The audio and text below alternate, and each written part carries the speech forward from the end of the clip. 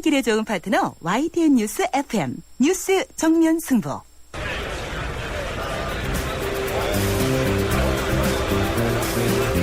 그들의 이야기가 아닌 우리, 진짜 우리들의 이야기를 들어봅니다. 시장에서 만난 오늘의 민심, 시장의 소리. 안녕하세요. 대학생 이지연입니다. 노동자분들 되게 청소하시느라 애쓰시고 그런데 그렇게 그에 대한 대우를 합당하게 받지 못하시는 것 같아서 개인적으로 좀 안타깝고 처우가 개선되어야 한다고 생각합니다. 분명히 그분들의 일로 인해서 저희 학생들도 쾌적한 환경에서 생활할 수 있고 그래서 분명히 관계가 있다고 생각합니다. 그분들 처우 개선하는데 학교에서 좀 나서서 이 문제 해결할 수 있게 했으면 좋겠습니다. 되게 애쓰시는 것 같고 지금 이런 문제에 대해서 되게 민감하지 않은 것 같은데 저희도 다 취업을 하려고 하는 사람들로서 이렇게 일자리에서 대우를 잘 못 받았을 때 그분들의 심정도 헤아려 줬으면 좋을 것 같습니다.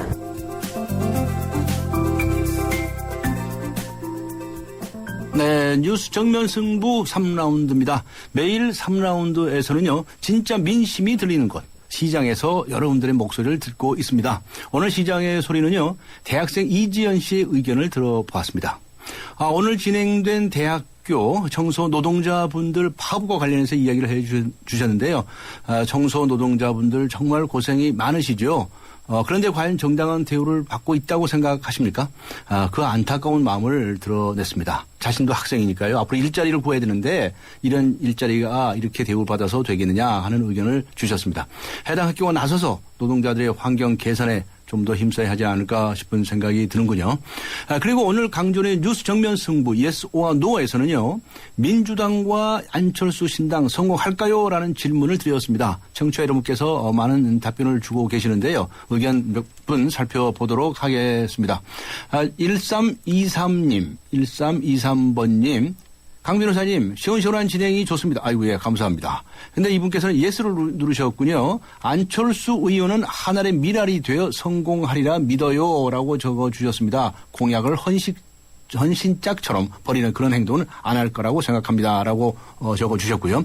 0231번님은요, 노를 눌러주셨습니다. 솔직히 실망이 큽니다. 현실 정치가 벽이 높긴 한가 보네요. 아무리 그렇다 하더라도 지금 상황으로 봐서는 안철수 의원한테 실망한 건 사실이에요. 라고 적어주셨습니다.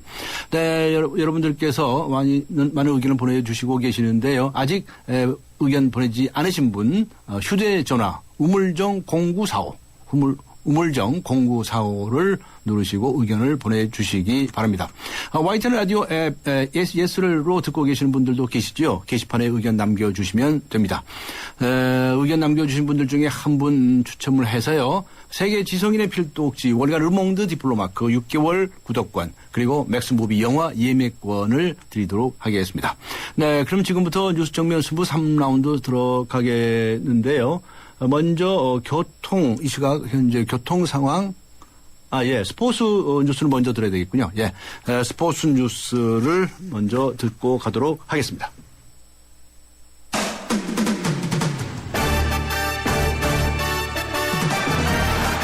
네, 스포츠 뉴스 일간 스포츠의 이은경 기자 연결합니다. 안녕하세요. 네, 안녕하세요. 네, 프로축구 K리그 클래식 미디어 데이가 오늘 열렸죠. 네, 2014년 프로축구 K리그 클래식이요. 오늘 토요일에 개막을 합니다. 올 시즌 1부 리그에는 12개 팀이 참가를 하고요. 네. 하위 팀은 이제 다음 시즌 2부 리그로 강등이 되기 때문에 어느 때보다 또 치열한 생존 경쟁이 예고가 돼 있습니다. 올 시즌에는 그 대부분의 구단이 운영비를 굉장히 많이들 삭감을 하면서 좋은 선수들이 대거 중국 리그 등 해외로 다 빠져나갔거든요. 네. 근데 그 와중에 유일하게 아주 공격적인 투자를 해서 선수를 영입한 팀이 전북 현대입니다. 전북이 강력한 우승 후보이자 전체 판도를 얘기할 때 지금 1강 팀이다 이렇게 꼽히고 있거든요. 네. 근데 오늘 미디어 대회에서 전북의 최강희 감독이 제발 우리 팀 1강이라고 부르지 좀 말아달라. 소문의 진원지 누가 우리 이렇게 1강 팀이라고 부르나를 했더니 FC 서울의 최용수 감독이 그렇게 말하고 다녔더라. 너무 엄살이 심하다. 이런 네. 얘기를 하면서요. 네. 올 시즌은 내가 볼 때는 10중 2약이고 2약은 서울과 전북이다. 이렇게 농담을 해서 굉장히 취재진들을 많이 웃겼습니다. 네. 최강희 감독이 워낙에 그 입신 좋기로 유명한데 오늘 미디어데이에 뭐 거의 주인공처럼 스포트라이트 많이 받았고요. 네. 한편 오늘 그 미디어데이에 참석한 12개 팀 감독 12명 중에서 무려 8명이 전북을 우승 후보로 꼽았습니다. 네, 그렇군요. 아주 엄살 작전들도 피고 그러는군요. 알겠습니다. 네. 우리나라 축구 대표팀이 말이죠. 원정 평가전을 위해서 그리스에 입성을 했죠.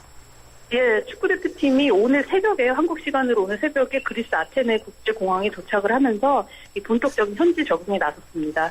한국 대표팀은, 한국 시간으로는 목요일인 6일 새벽 2시부터요, 이 그리스 축구대표팀하고 평가전을 합니다. 박주영, 손흥민, 구자철, 이렇게 유럽에서 뛰고 있는 선수들은 소속팀에서 오늘 아테네로 직접 합류를 했고요. 네. 홍명보 감독이 이번 경기가 이 브라질 월드컵 최종 엔트리를 고민하는 마지막 무대다. 이렇게 공언을 했기 때문에 네. 선수들 사이에서 지금 아주 팽팽한 긴장감이 흐르고 있다고 합니다.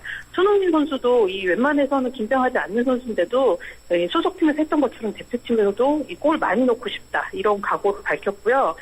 대표팀은 현지 시간으로는 3일 오후, 한국 시간으로는 오늘 밤부터 훈련을 시작할 예정입니다.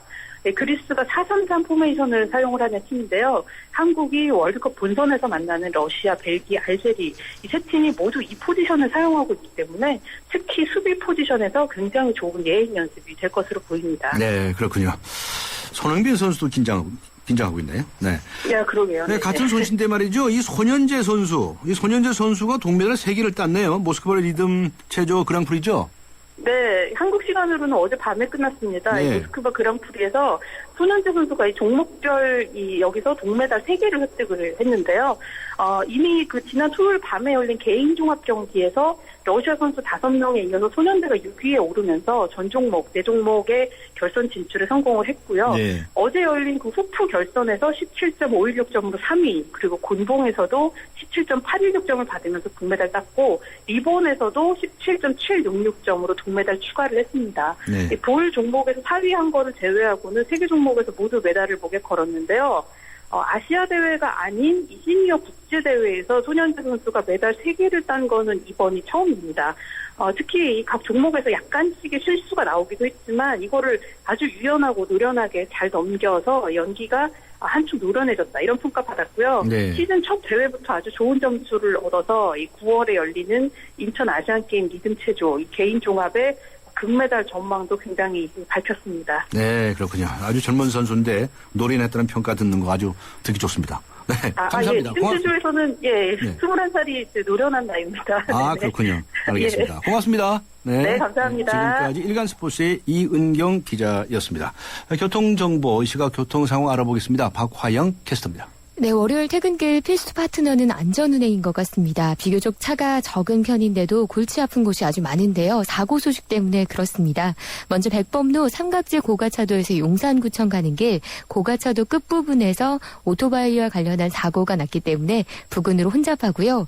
올림픽대로 공항 쪽으로는 양화대교와 성산대교 사이 사고가 나서 현재 2개 차로가 막혀 있습니다.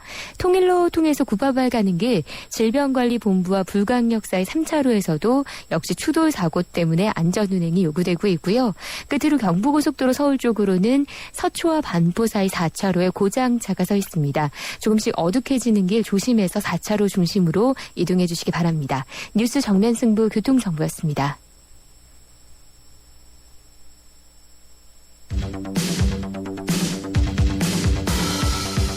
퇴근길을 함께하는 냉철하고 따뜻한 뉴스 정면승부. 뉴스 정면승부는 여러분의 참여를 기다립니다. 50원의 유료 문자 샵 0945와 YTN 라디오 스마트폰 어플리케이션 예스를 통해 여러분의 의견을 보내주세요. 뉴스 정면승부는 여러분의 의견에 항상 귀 기울이고 있습니다.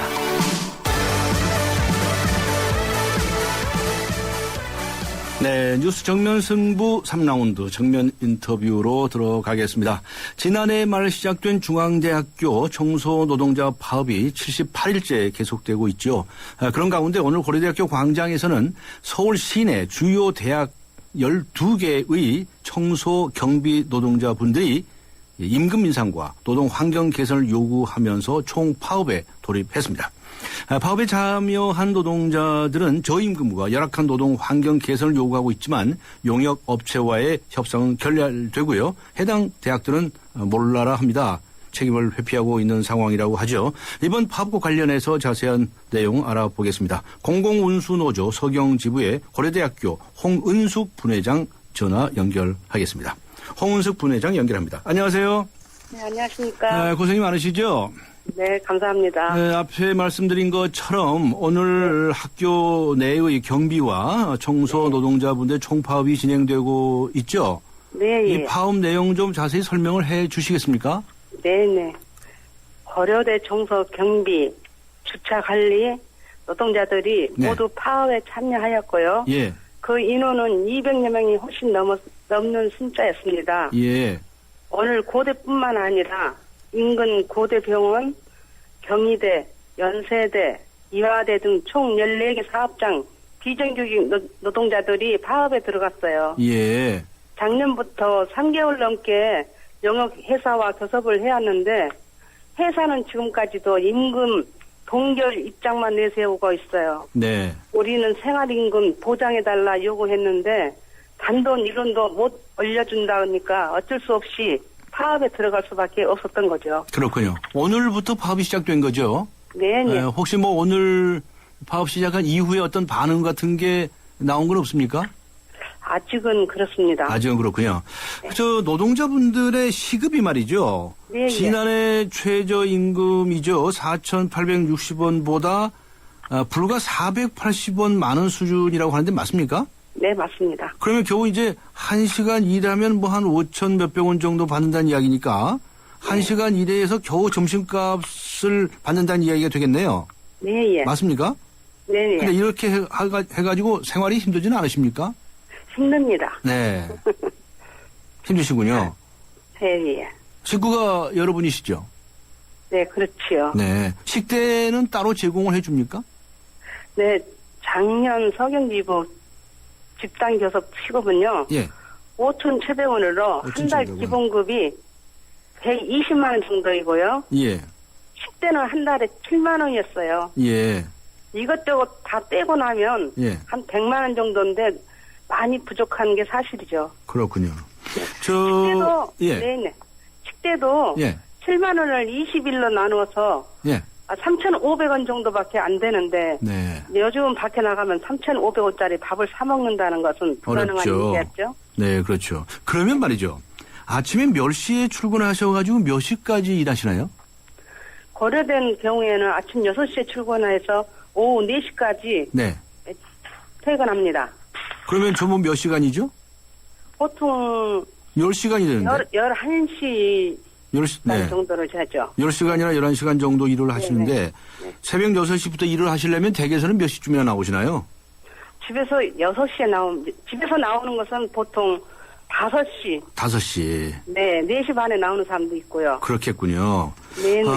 그런데 지금 홍은숙 씨 연세를 여쭤봐도 될까요? 네, 저 만으로 62세입니다. 62세. 지금 이 청소 노동자분들의 연령대가 네네. 대체적으로 50대, 60대 분이 많다고 하는데 사실인가요? 네, 보통 50, 60대 네. 분이 많습니다. 그렇군요. 네. 그런데 체력적으로 말이죠. 네, 예. 힘들지 않으세요? 힘은 듭니다. 아. 그렇지만은 네. 저희들이 공짜로 하는 게 아니고요. 네. 임금을 받고 있기 때문에 사실은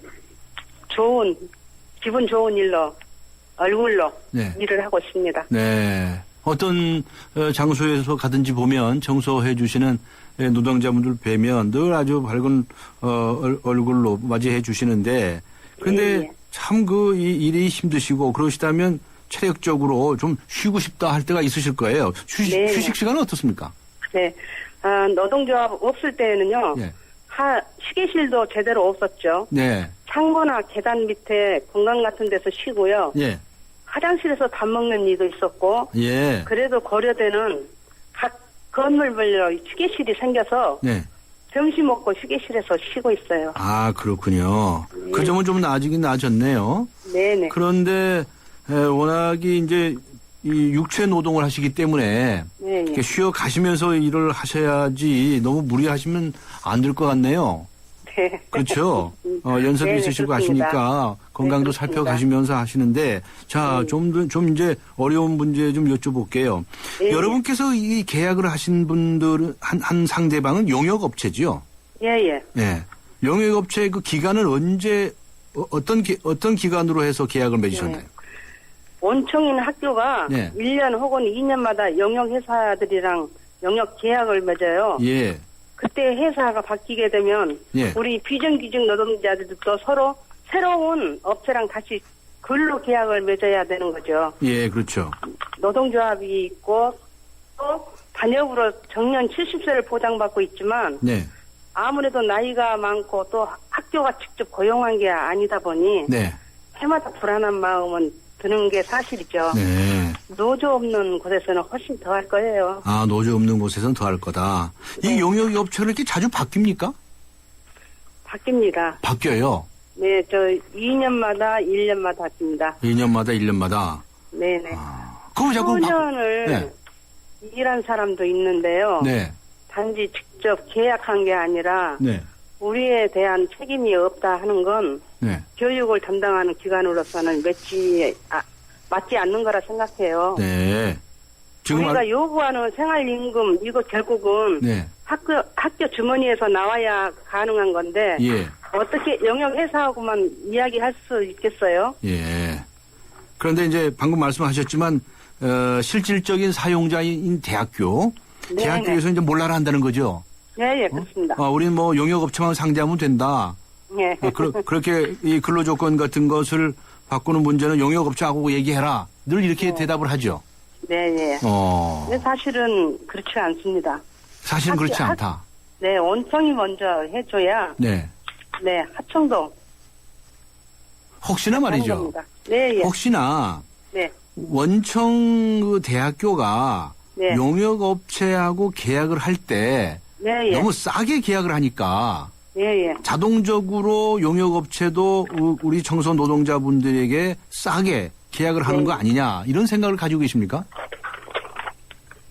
작년 하반기에 강원대, 예, 서강대, 예, 중앙대, 예, 서울여대, 예, 카이스트, 예. 노조 처음 생긴 대학들이 정말 많았어요. 네네네. 이 중에 또 최저임금 주는 곳도 몇 곳 있고요. 예, 회사들이 새로 생긴 분야들이 기존 임금이 너무 낮아서 못 올려준다. 예, 이렇게 핑계를 대는데 네. 청소 노동자가 최저임금만 받으라는 법이 있는 것도 아니잖아요. 당연하죠, 당연하죠. 똑같은 일 하는 사람들이 네. 어떤 기준을 만드는 거 저희한테는 정말 중요한 일이거든요. 네, 그리고 학교는 해마다 하는 말이 네, 우리 임금 올려주면 학생들 등록금부터 부담이 늘어난다고 해요. 네. 등록금이 오른다고 우리 임금 오른 적 한 번도 없어요. 네. 그렇군요. 혹시나 대학 교수들 월급 깎아가지고 좀 더 보태드리겠다고 하는 얘기는 못 들어보신 적 없으십니까? 그런 것은 전 지금 재단 적립금 수천억씩 쌓아놓고 예. 이제는 진짜 학교가 나서야 우리 이야기에 기울이고 문제 해결해줘야 한다고 생각해요. 네네. 재단 적립금 말씀하셨는데 요새 각 대학이 돈 많이 모아놨다면서요. 네네. 그런데 우리 청소 노동자분들에게는 많이 안 드리고 있네요. 네네, 그렇습니다. 네. 이제 네. 법률적으로 따져보면 이제 일단은 그 원청과 하청의 관계니까 네네. 대학의 얘기가 맞을지 모르지만 실질적으로 보면 결국 대학이 이 고용하고 있는 거랑 마찬가지다 이런 얘기죠. 네네. 한 가지 더 여쭤볼까요? 네. 대학교에서는 왜 직접 고용을 안 한답니까? 직접 고용을 하게 되면은 네. 아무래도 조금은 머리가 더 아파요? 임금 문제도 있고 좀 머리가 좀 아픈 그런 거 있어서 아마 그런 것 같습니다. 그래서 요리 피하고 조리 피하는군요. 네네, 그렇습니다. 정말 노동자분들 대표하셔서 네, 예. 정부가 됐든 또는 회사 측이 됐든 또는 대학 측이 됐든 하시고 싶은 말씀이 있으실 것 같아요. 어떤 말씀을 하시겠습니까? 우리 대학에 저는 대학에 계신 분들에게 저는 말씀을 드리고 싶어요. 네네. 네네. 지금 저희들이 아니면은 물론 저희들이 학생들이 있기 때문에 저희들이 여기에 생존하고 있지만은 네. 사실은 너무 저희들이 일한 거에 비하면은 너무 열악합니다. 예. 사실은 저희들은 집에서 4시간, 5시간 그렇게 나와서 예. 일을 하지만은 10시간이라 하지만 사실은 11시간, 12시간 그 정도 됩니다. 글쎄요, 그렇게 되네요. 예, 예. 네. 그래서 저희들에 비하면은 일하는 것에 비하면은 학교 당국에서는 너무나도 적은 임금, 네. 저희들을 좀 보살펴서 열악한 환경에 있는 사람들 네. 조금 더 신경 좀 써주셨으면 좋겠다는 말씀 남기고 싶습니다. 네. 조금 더 신경을 써다 이렇게 말씀을 하셨는데요. 네, 예. 사실은 이렇게 이 힘든 육체 노동을 하시는 분들에게 네네. 이 저 책상머리에 앉아가지고 펜대 굴리는 사람보다 네, 예. 사실은 더 훨씬 더 많은 대우를 해드려야 됩니다. 네네. 그게 사회 정의지요. 네. 그런데 안타까운 말씀들을 오늘 많이 듣게 됐는데 우리 홍은숙 씨께서는 조금만 더 신경 써달라고 하지만 획기적으로 우리가 발상을 바꿔서 노동자분들께서 안심하시고 일하실 수 있도록 해드려야 되지 않겠는가 하는 생각을 하게 됩니다. 오늘 말씀 감사합니다. 네, 감사합니다. 네, 수고하셨습니다. 네, 감사합니다. 지금까지 공공운수노조의 서경지부 고려대학교 홍은숙 분회장과 함께 했습니다. 커피. 프림의 가장 많은 첨가물 카제인도. 두 번째 많은 첨가물 인산염도. 전혀 넣지 않은 대한민국 단 하나뿐인 커피. 좋은 커피란 이런 것. 커피를 바꾼 좋은 생각. French Cafe Cafe Mix Nouveau. 네, 강지훈의 뉴스 정면 승부 예스와 노에서는요 이런 질문을 드렸었죠. 민주당과 안철수 신당 성공할까요? 이렇게 질문을 드렸습니다. 청취자 여러분들께서 많은 답변을 주고 계십니다. 의견 보내주신 분들 몇 분 살펴볼까요? 6133번님 노를 찍으셨군요. 노. 아름답게 새 정치를 기대했는데 결국 이렇게 현 정당과 합치는 건가요? 정말이 실망입니다. 이렇게 적어주셨고요. 9992번님도 적어주셨는데 이분은 예스를 누르셨습니다. 예스. 민주당과 합쳐서 민주당만 개혁해도 정치권의 반은 개혁한 것이라고 볼 수 있을 테니까요. 라고 적어주셨습니다. 그리고 5681번님은 어떻게 적어주셨나요? 예. 5681님은 노를 찍으셨네요. 더 이상 안철수 신당은 새정치라는 말은 안 했으면 합니다. 처음부터 새정치는 없었던 것 같네요. 머리 좋으신 분들이니까, 네, 머리 좋으신 분들이라고 하시네요. 네, 본인이 한 말을 기억 못하는 건 아니겠지요. 따끔하게 말씀을 하셨습니다. 그런가 하면 7793번님은 예스를 누르셨습니다.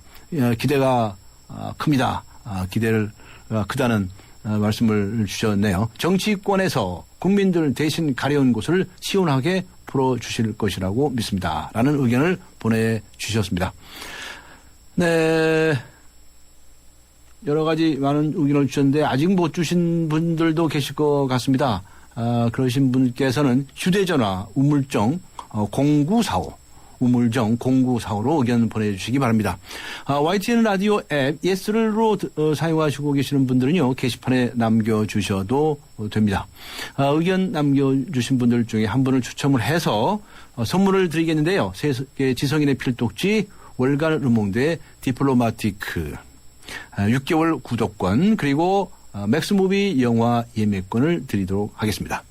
강지훈의 뉴스 정면 승부 3라운드 오늘 여기서 인사드리고 잠시 후 4라운드에서 다시 뵙겠습니다.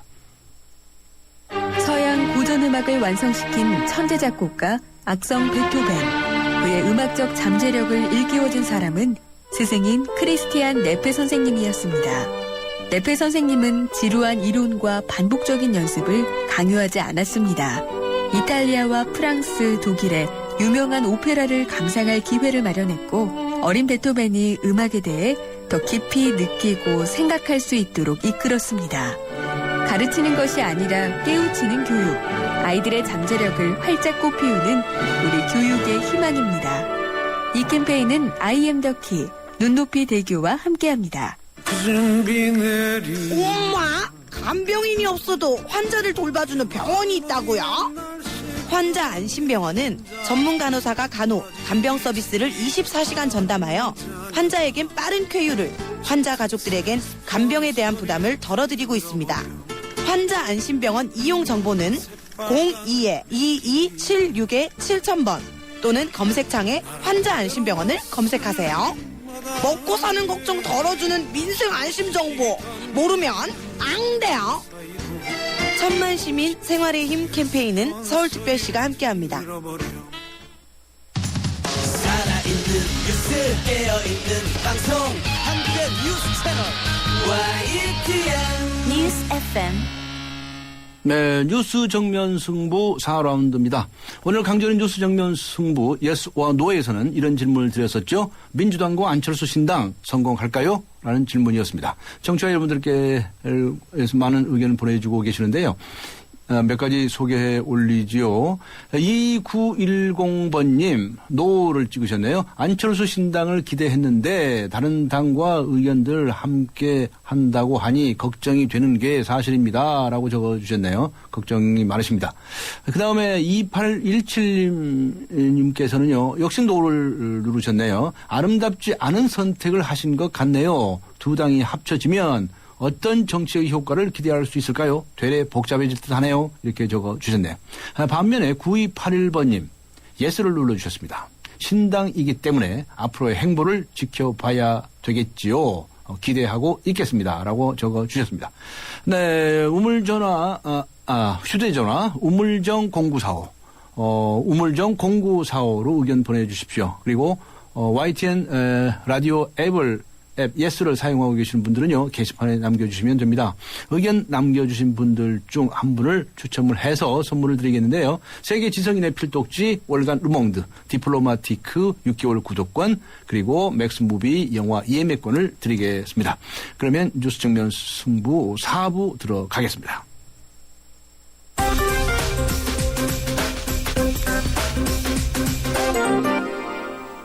네, 경제 뉴스입니다. 아침부터 저녁까지 오늘 하루 있었던 주요 경제 뉴스들을 살펴보겠습니다. 머니투데이의 김태훈 기자 전화로 연결하겠습니다. 김태훈 기자, 안녕하세요. 네, 안녕하세요. 네, 주식 거래 시간이 오후 4시로 1시간 늘어날 전망이네요.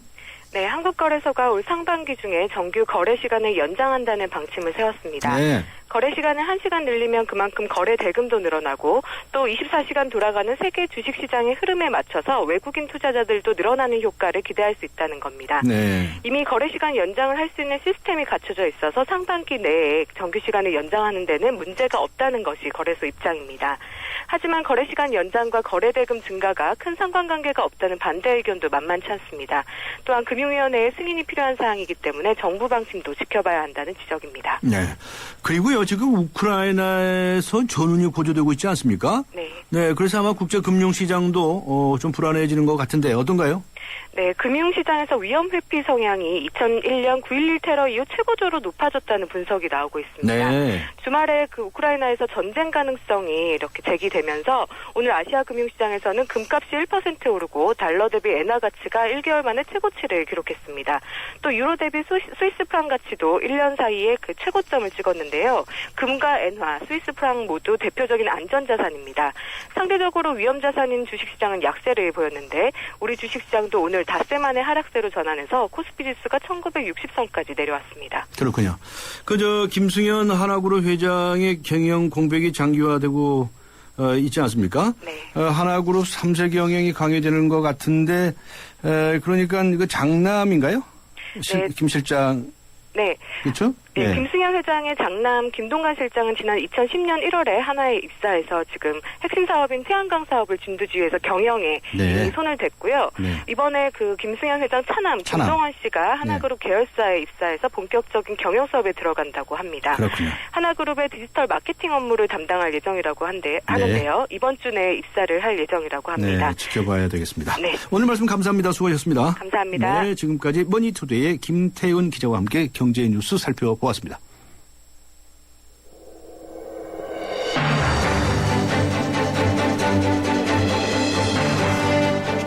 뉴스와 유쾌한 한판 뉴스 정면 승부 진짜 경제 이야기 경제로 보는 세상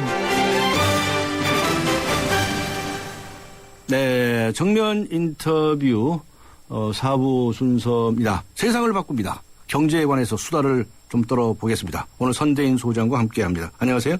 네, 안녕하세요. 네, 반갑습니다. 경제연구소 선대인 경제연구소 소장님이시죠? 예. 오늘 경제에 관해서 수다를 좀 떨어보자고요. 네, 뭔가 좀 바꿔봐야죠. 네. 오늘 그 현호석 부총리가 말이죠. 세금 내면 다 바보다. 월급쟁이만 봉이다. 뭐 이런 말이 이제 진실인냐고 통용되고 있다. 이런 얘기를 했죠. 이런 걸 알고는 있네요. 알고는 계신 모양이죠. 얼마 전에 국민들 향해서 어리석은 사람들이라고 표현까지 하셨으니까. 그 말 실수 크게 했었죠. 네. 그런데, 현호석 부총리 오늘 얘기했지만, 그러니까 유리봉투라고 하지 않습니까? 유리알 지갑, 유리알 봉투. 지갑. 그러니까 이제 이 납세 이 월급쟁이들은 그냥 꼬박꼬박 해야 되는 거예요. 한 분도 속여먹을 수가 없어요.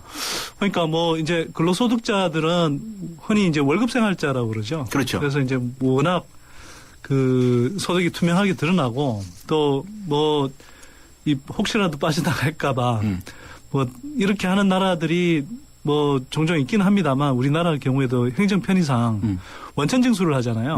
그러니까 뭐 빠져나갈 틈이 없죠. 그런데 오히려 이제 뭐 월급 생활자들 외에 뭐 고소득자라든지 뭐 재벌 이 재벌가 사람들이라든지 이런 분들은 사실 뭐 세금 제대로 안 내고도 뭐 엄청난 그에게 이제 이 세금들을 덜 내거나 안 내거나 또 나중에 밝혀져도 제대로 처벌받지 않거나 이러고 있으니 뭐 제대로 내는 사람들이 바보 아니냐 이런 자주 섞인 이제 한탕을 자꾸 하게 되는 거겠죠. 그러니까 월급 꼬박꼬박 내는 월급자들 봉급자들 그냥 애국자예요, 그죠? 뭐 기본적인 의무는 하고 있는 거죠. 꼬박 월급 세금 꼬박꼬박 내면 애국자지 뭡니까? 그러니까 그 의무에 상응하게 권리도 누릴 수 있도록 해줘야 되는데 역시 그런데 문제는 저 앞에 말씀하신 것처럼 요리조리 세금 빼먹는 사람들이 많아요. 그렇죠? 그리고 제도적으로 일단 저 구조 자체가 월급 생활자들한테만 너무 이렇게 가정한 부담을 지우게 있다는 게 문제입니다. 제가 볼 때는. 예를 들어서 우리가 그 1가구 1주택자의 경우에는 그 시세 9억 원 이하일 경우에는 양도차익이 뭐 아무리 발생해도 세금 한 푼 안 내지 않습니까? 사실 뭐 불로소득이나 다름없는데요, 지금은. 또 주식 거래에 관해서도 거래세는 내는데 실제로 거래를 하는 건 개미들이 많이 하지만 양도 차익을 남기는 건 큰 손들이 하는데 양도 차익에 대해서는 세계 대부분 나라들이 과세하고 있는데 우리는 안 합니다. 그러니까 근본적으로 사실 이제 세제상이 굉장히 그 형평성 차원에서 문제가 많은 거죠. 형평성 차원이 아니라 마땅히 내야 할 세금을 받아들이지도 않는 우리나라 법 체계가 문제가 있네요. 굉장히 근본적인 문제가 세법도 고쳐야 되겠네요. 그런데 세법 차원 정도가 아니고요. 제가 볼 때는 뭐 나라 살림살이 전반적인 이제 근본적인 개혁이 필요하다고 생각하는 거고요. 뭐 그래서 뭐 제가 세금혁명당이라는 걸 한때 좀 만들어서 활동까지 해보려고 했던 이유가 그게 있습니다. 실제로 활동하셨습니까? 활동 상당히 활발하게 했었는데요. 연구소를 차리면서 좀 연구소 쪽에 좀 치중하고 있어서. 세금혁명당. 그렇죠. 세금을 세상을 바꾸자 이런 말씀이시죠. 그렇죠. 요새 월세 입주자들이 많은데 그 집주인에게 월세 소득에 대해서 이제 세금 매긴다는 얘기가 나오지 않았습니까? 사실 그것도 방금 말씀드린 것처럼 월급 받으시는 봉급자들이 비하면 바탕이 세금 내야 되는 거 아닙니까? 그러니까 한번 생각해 보십시오. 이게 뭐 원래 땀 흘려서 열심히 일하는 근로소득에 대해서는 세금을 내고 그리고 뭐 정부의 감세 정책이나 이런 것도 늘 이야기를 들어보면 세금 깎아줘서 뭐 근로활동, 기업활동 장려하기 위한 거라고 하지 않습니까? 그런데 그런 데는 어쨌거나 세금을 다 매기는데 정말 이거 뭐 땀 흘려 일한 것도 아니고 그냥 돈이 사실 이제 소득을 버는 이런 걸 이제 좀 유식한 말로 이제 자본이득이라고 그러는데. 자본이득. 유식한 말씀하셨어요. 자본이득 또는 뭐 임대 소득 이런 게 이제 다 그런 거겠죠. 그렇죠. 그런 것들에 대해서는 지금 우리가 굉장히 빈틈이 많은데 대표적인 게 이게 월세 임대 소득이거든요.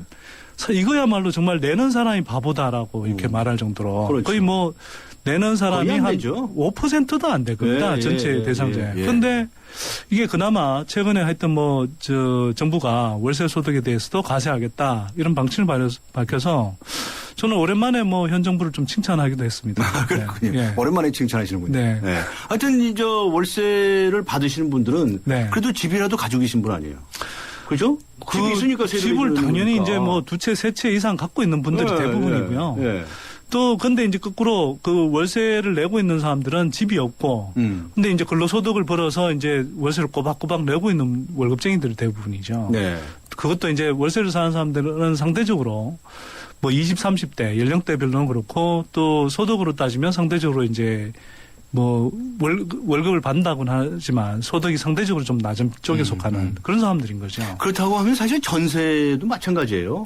전세도 사실 그래서 이제 전세금에 대한 그 은행 이자 정도라든가 말이죠. 네. 그게 다 소득이거든요. 자, 그래서 이제 뭐 정부가 이제 전세에 대해서도 월세에 준하는 그러니까 이제 이 소득세를 걷겠다 이렇게 이야기를 했었는데 문제는 저기 제도는 마련해놔도 월세도 지금 월세 임대 소득에 대해서 과세하는 제도 자체가 없는 건 아니거든요. 네. 근데 그걸 지금까지 사실상 안 했죠. 실행을 안 한 거죠. 그렇죠. 그걸 그러니까 뭐 아무리 제도를 만들어 소득 있는 데는 무조건 세금을 부과하게 돼 있는 거예요. 네, 그걸 거의 뭐 그 대부분의 집주인들이 탈세를 하고 있는데도 불구하고 그 국세청이 제대로 한번 세무조사를 한 적도 없고 그걸 처벌을 한 적도 없고 그래서 당국의 가세 의지가 없었으니 이게 얼마나 이제 이 형평성 차원에서 근본적인 문제가 있었던 겁니까? 저는 아주 그 젊었을 때 그 저 아파트 당첨돼가지고 말이죠. 청약예금 넣어가지고 당첨돼가지고 이제 집 한 채가 있어요. 근데 그거 전세 놓고 나 딴 데 가서 전세 살거든요. 그러니까 이제 한쪽에서.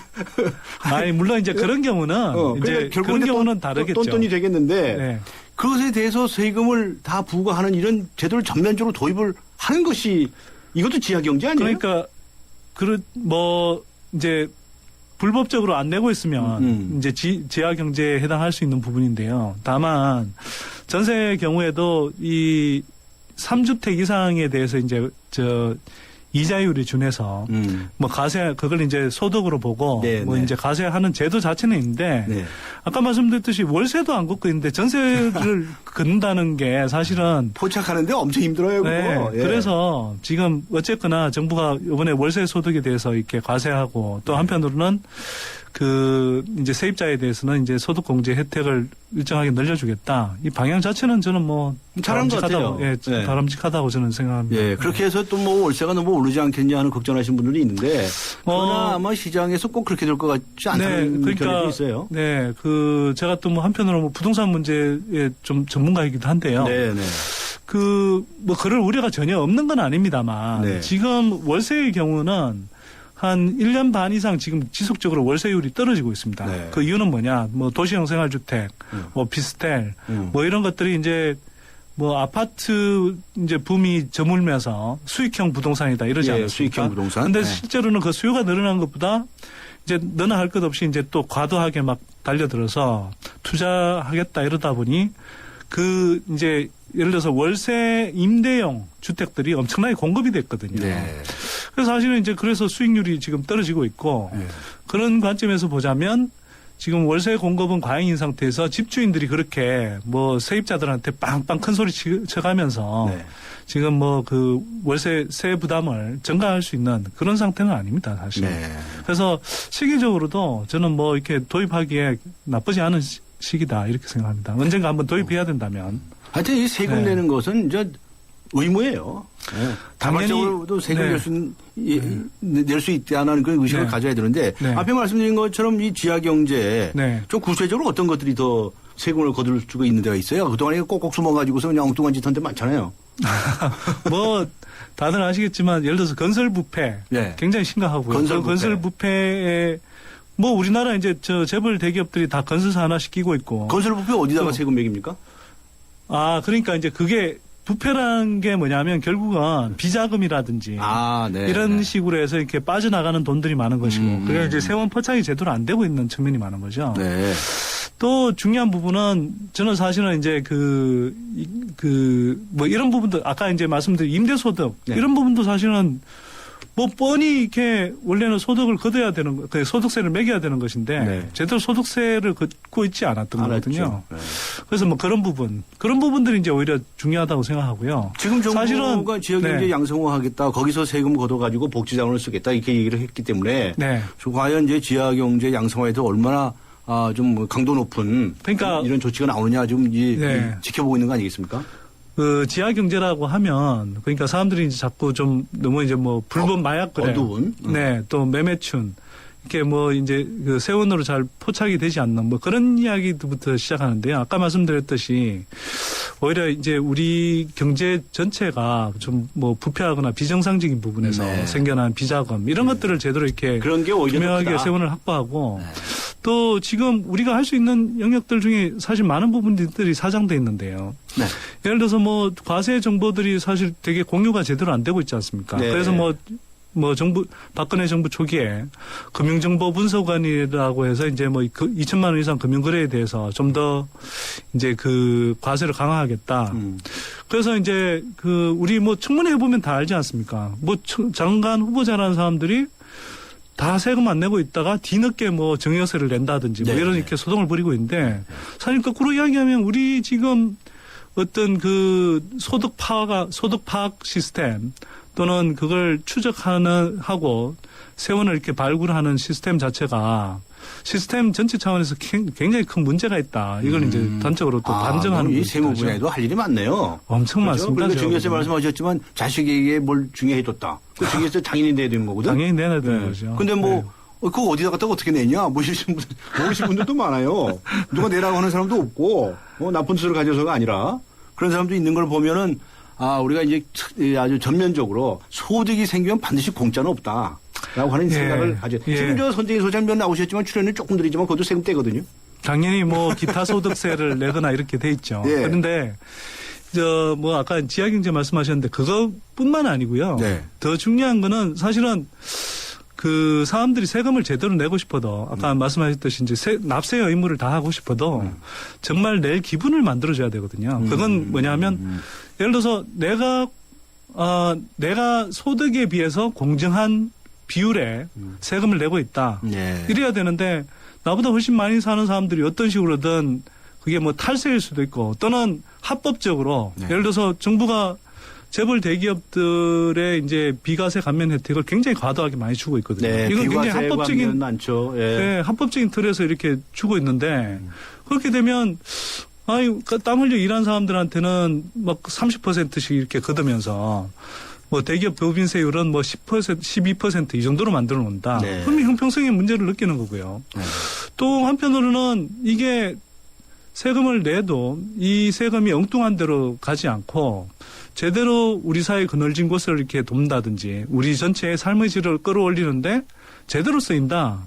이런 인식이 있으면 사실 뭐 세금을 내기가 훨씬 좀 유쾌한 기분으로 낼 수 있겠죠. 그렇죠. 예. 저 오늘이 납세자의 날 아닙니까? 네, 이 기념식장에서 상 받은 데들이 많아요. 네. 삼성전자는 국세를 2조 5천억 원을 냈군요. 엄청 많이 냈네요, 세금도. 네. 네. 자, 근데 저는 좀 이 상은 왜 만드는지 잘 모르겠습니다. 왜냐하면 세금 많이 냈으면 칭찬해 줘야죠. 아니 그러니까 세금을 많이 내는 건 좋은데요. 네. 문제는 아까도 말씀드렸듯이 사실은 삼성전자는 이 국제 비교를 해보면 그 삼성전자급의 그런 대기업 규모에서는 사실은 그 법인세 내는 비중이 가장 낮은 기업이거든요. 네. 제가 뭐 비교해본 그 미국, 일본, 한국, 대만의 그 상위 3대 기업들 중에서는 세율이 가장 낮은 기업 중에 하나입니다. 아, 그렇습니까? 예, 그 정도로 사실은 적게 내고 있는 거거든요. 소득에 그래요? 비해서는. 그럼 한 5조쯤 내려야. 근데 소득에 비해서 어쨌거나 큰 기업이니까 이거 자체를 기본적으로 탈세는 잘 안 할 거고. 네. 하지만 정부 당국 자체가 그냥 합법적으로 굉장히 이제 세액 자체를 줄여놓은 건데 이건 그냥 소득이 많다라는 것 뿐이지 돈 많이 벌었으니 상을 준다. 이런 정도의 밖에 느낌이 없거든요. 그래서 네. 오히려 그냥 많이 주는 것보다 형평이 그거보다는 그렇죠. 네, 오히려 좀 오히려 사람들한테 납세 의식을 좀 이렇게 고취시키면서 네.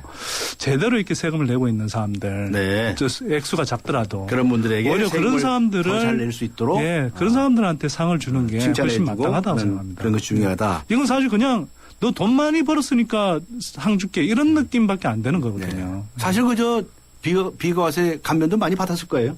엄청 받은 게요. 지금 비과세 감면이라는 게 제가 조사를 이미 해봤습니다. 그 이명박 정부 이래로요. 5년 동안에만 이명박 정부 5년 동안에만 비과세 감면 혜택이 60조 원 정도 늘어났습니다. 60조. 그러니까 기존의 노무현 정부 때까지 네. 한 65조 정도의 비과세 감면 혜택을 이미 주고 있었는데 네. 거기에 추가로 우리가 사회 전체적으로 비과세 감면 혜택을 60조 정도 더 늘려준 거거든요. 그런데 네. 정부가 지금 이제 비과세 감면 혜택을 줄이겠다 이런 이야기를 하는데 네.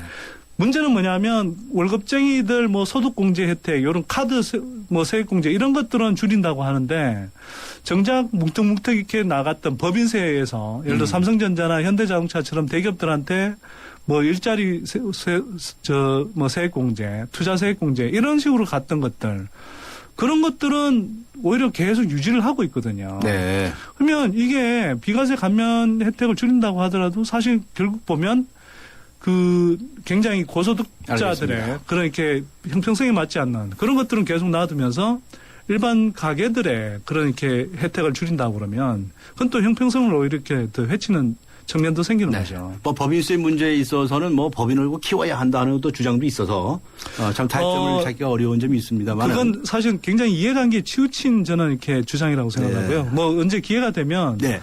법인세만 정말 제가 해부를 해서 네. 한번 좀 낱낱이 좀 소개를 하고 싶은 생각도 좀 있습니다. 그렇습니다. 법인세를 통해서 또 세상을 바꾸죠. 네. 오늘 경제 문제에 관해서 수다를 떨어보았습니다. 경제연구소 선대인 경제연구소의 소장이시죠. 선대인 소장과 함께 했습니다.